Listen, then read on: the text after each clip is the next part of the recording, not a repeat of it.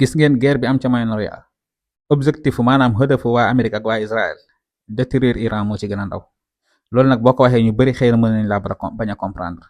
gis nga ñi seen projet bi ñu yor buñ faagaagaloon Iran taxul ñu am luñ bëgg dina bokk nag ci dinañ marqué benn point waaye li leen des ak bëri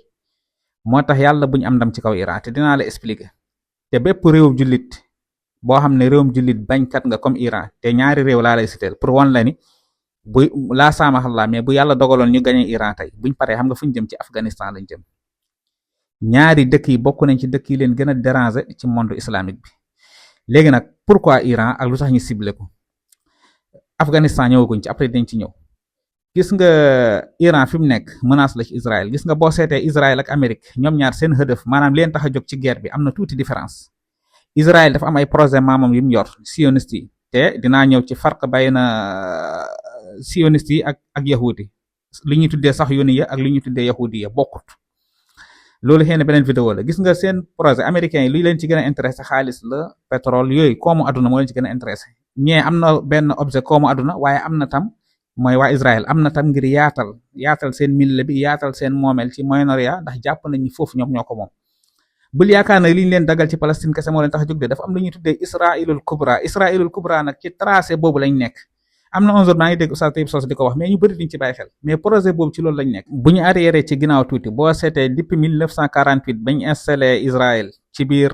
suufu Palestine mu am ñaari état hébreu bi ak état arabe bi année boobu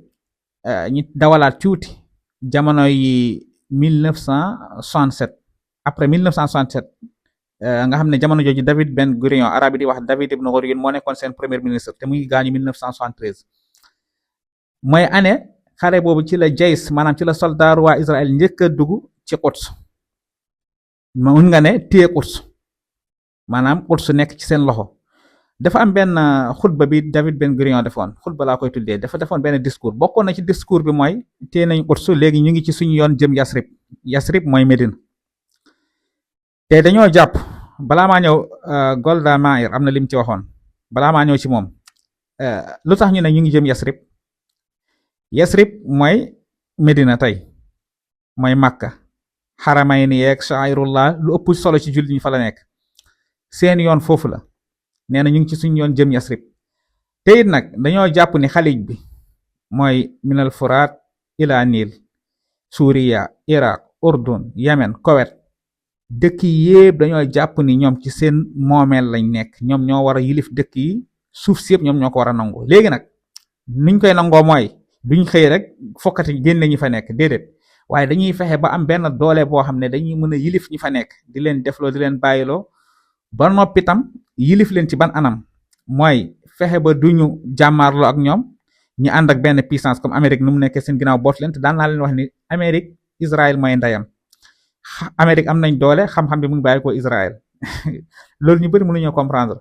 Amérique ñoo yor doole ji waaye xam-xam bii doxal doole ji Israël lay bàyyeekoo léegi nag gis nga loolu seen ancien premier ministre boo waxoon Golda Meir xam nga lan la waxoon moom ci année boobu nga xam ne nekkoon na ministre de l'intérieur ca Israël maire boobu bokk na ci li mu waxoon mooy samay xetu maam ñu ngi may xeeñ Xaybar xam ngeen histoire ñu jàng histoire yent bi xam nañ yenent bi lim jëflante ak yahuutu Xaybar yi faagaagal fa ñu baree bari ñoom Sallaam ibn Miskan ak yi ñi demee foofu lañ tooke woon yenent bi histoire boobu sax def nañ ci xare boobu def nañ ci vidéo mu ngi ci compte bi wala ci page bi léegi nag Golda Meir dafa bokkoon ci lim waxoon nga xam ne wax ju dangereux la mooy ginnaaw xare 1967 dafa ne samay xetu maam ñu ngi may xeeñ ca Xaybar subhanallah kon dañoo gëm ni foofu noonu yépp ci seen Israëlul Kubra bi ñuy wax ci la war a bokk te ci seen moomeel la war a bokk nee naa nag moomeel bi ci ñaari anam lay amee mooy comme liñ commencé am léegi fexe ba dëkk arab yi baree jébbalu ci Amérique wommat leen jox leen Israël te boo seetee stratégie américain yi ak waa Israël loolu la léegi nag Iran dafa nekk ci biir gox boobu noonu nekk bañkat siggi ne moom du nangu loolu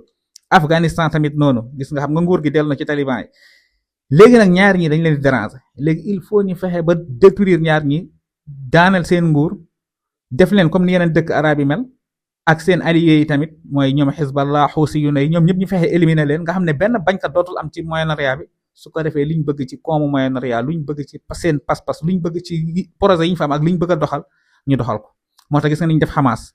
Gaza, gis nga niñ détruire Gaza, yàq ko, bëgg a néewal doole waa Hamas pour lan. Gis nga instant bi benn côté ci Lubnaan loolu liñ def Gaza la waa Israël bëgg a def ca banlieue Beyrouth, rawatina ci sud